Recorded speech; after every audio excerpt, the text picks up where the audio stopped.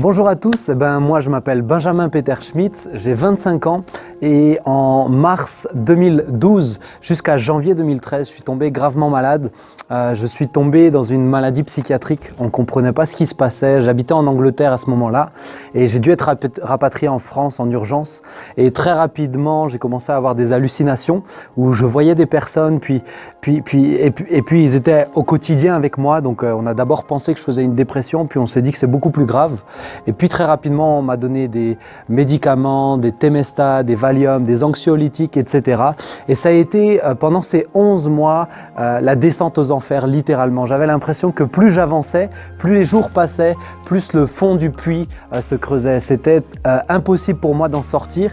Constamment, je commençais à avoir des pensées de suicide. Je ne comprenais pas ce qui se passait. J'étais quelqu'un qui était heureux dans ma vie, mais c'était devenu insurmontable. Je me battais pour ne pas me faire du mal et je me battais pour ne pas faire du mal aux autres. J'étais devenu quelqu'un de dangereux du fait de tout ce que je voyais par mes hallucinations. Je me battais pour résister à ce qu'il me disait de faire, à ce qu'il me poussait à faire. Et ça a été comme ça pendant 11 mois. Et arrivé, bien sûr, j'ai fait plusieurs séjours en hôpital psychiatrique. Et arrivé tout à coup en décembre 2012, je m'en rappellerai très bien, j'étais en hôpital, une fois de plus, j'avais essayé de me tuer en me jetant sur l'autoroute et voilà que j'ai dû être placé en isolement. J'étais attaché 24 heures dans une salle, puis j'ai passé 5 jours dans cette même pièce, j'étais filmé 24 heures sur 24, on me surveillait, pas le droit de visite, rien du tout.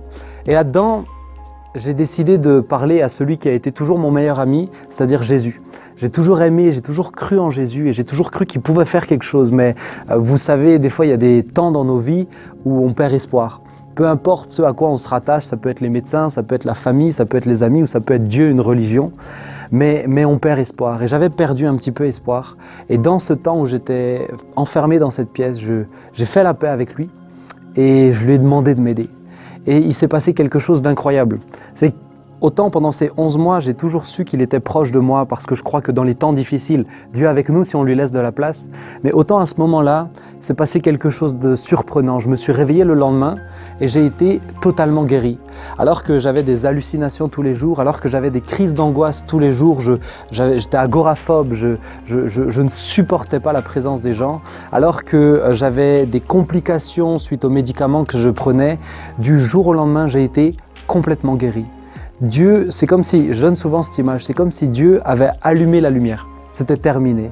Et depuis ce jour-là, je suis sorti, j'ai plus jamais eu besoin de médicaments et j'ai la chance, le privilège de pouvoir encourager des dizaines, des centaines de personnes en leur disant il y a de l'espoir. Si vous faites de la place à Jésus dans votre cœur, peu importe la situation, aussi compliquée soit-elle, aussi inextricable soit-elle, Dieu peut vous aider si vous lui faites de la place. Alors je vous souhaite une bonne soirée, une bonne journée peut-être et surtout je vous encourage. Prenez un temps à demander à Jésus, si tu existes, montre-le-moi en m'aidant. Et il le fera, j'en suis persuadé. Que Dieu vous bénisse richement. Au revoir.